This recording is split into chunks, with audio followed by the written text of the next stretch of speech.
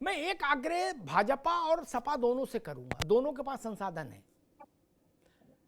सपा के पास तो बुद्धिजीवी प्रकोष्ठ है, दीपक मिश्रा जिसमें है मुखिया, और भाजपा के पास तो पूरा अमला जमला है ही।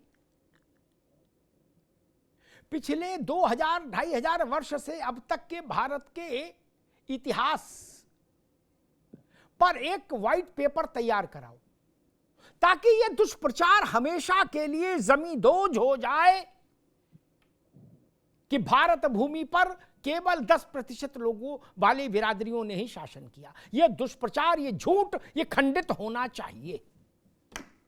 मैं सपा से भी कहूंगा और भाजपा वालों से भी कहूंगा, दुनिया में काम कर रहे हो हैं, फेक न्यूज में एनर्जी लगा रहे हो, इस सच्ची न्यूज में लगाओ।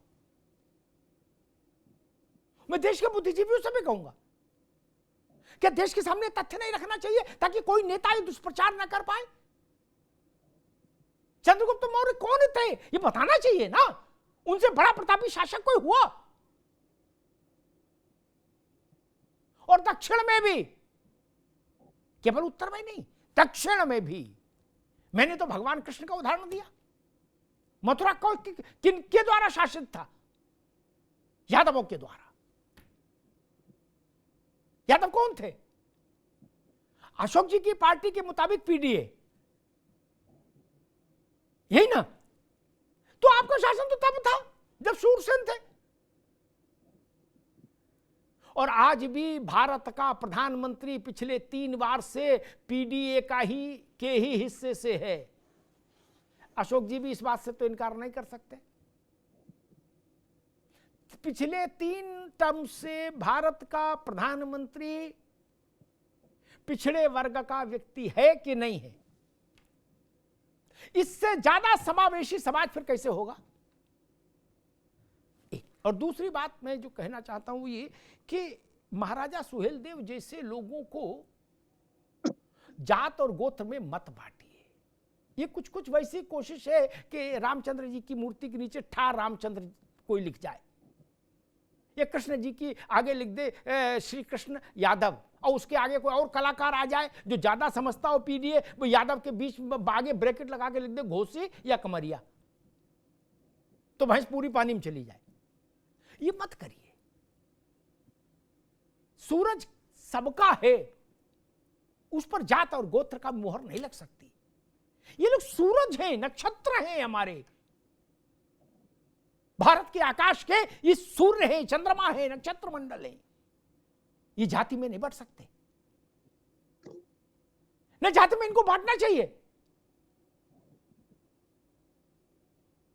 हम अपराधी है उसकी जात की कोई चर्चा कर दे तो उसका मुंह नोचने को आ जाते, बोले अपराधी की बात करो, जात क्यों कह रहे हो? लेकिन सुहेलदेव के लिए कहते नहीं, इन्हें राजभर में कन्फाइंड करो तत्काल। क्यों? सुहेलदेव पूरे भारत के हैं, और महाराजा सुहेलदेव ने कोई राजभरों के कुछ परिवारों की रक्षा के लिए युद्ध नहीं लड़ा था। यह बात ओम प्रकाश राजभर को भी समझनी चाहिए, अशोक भाई को भी समझनी चाहिए। उन्होंने युद्ध लड़ा था भारत माता के मस्तक को कलंकित करने के लिए आए मामा भांजे को सबक सिखाने के लिए, सालार गाजी को मृत्युलोक भेजने के लिए, इसके लिए युद्ध लड़ा था। 4 गांव में राजभरों की जमींदारी हो जाए, इसके लिए युद्ध थोड़ा नहीं हुआ था। और केवल यही मसला नहीं था, अशोक भाई आपको जरूर स्मरण होगा, 16 राजाओं का समर्थन जुटाया था महाराजा सुहेलदेव ने। 16 राजाओं का। उनका प्रबंधन देखिए, उनका कौशल देखिए। इसलिए मैं इस बात से सहमत नहीं कि राजभर के छोटे से मोहल्ले में ले जाके महाराजा सुहेलदेव को हम कैद कर दें। वो सबके हैं, सबके लिए हैं। वैसे ही सारे महापुरुष। और मऊ के लिए मुझे एक बात समझ में आती है कि मऊ समाजवादी पार्टी के लिए विशेष प्रतिष्ठा का प्रश्न है, अंसारी परिवार के लिए भी प्रतिष्ठा का प्रश्न है, और भाजपा का मन ये है कि हम कुंदर की पार्ट 2 पूरब में करें, तो उसके लिए भी मऊ सीट ही उसकी निगाह में है। अब होगा क्या ये जनता तय करेगी। धन्यवाद।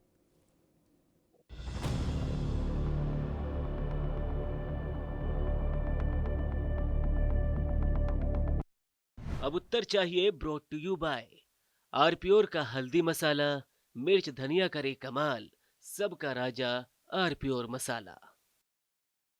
दादी के हाथों का जादू और खुशबू से महकता घर, माँ की मुस्कुराहट और खाने की सुगंध। MDH गरम मसाला, क्योंकि हर रिश्ता है स्वाद से जुड़ा।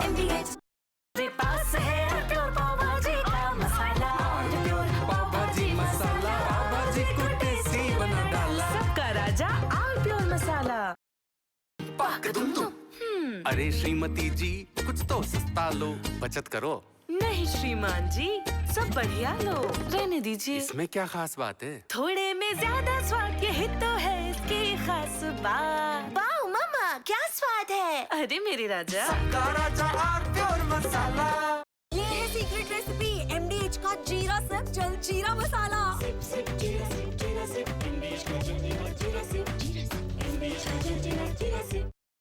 कुछ तो सस्ता लो, सब बढ़िया लो, इसमें क्या खास बात है? थोड़े में ज्यादा स्वाद, यही तो है इसकी खास बात। सबका राजा आरप्योर मसाला। थोड़े में ज्यादा स्वाद, यही तो है इसकी खास बात। वाओ मामा, क्या स्वाद है। अरे मेरे राजा, सबका राजा आरप्योर मसाला।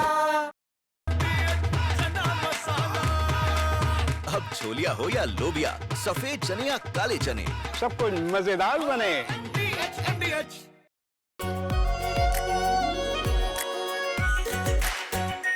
आरप्योर शाही paneer masala, delicious, healthy everyday.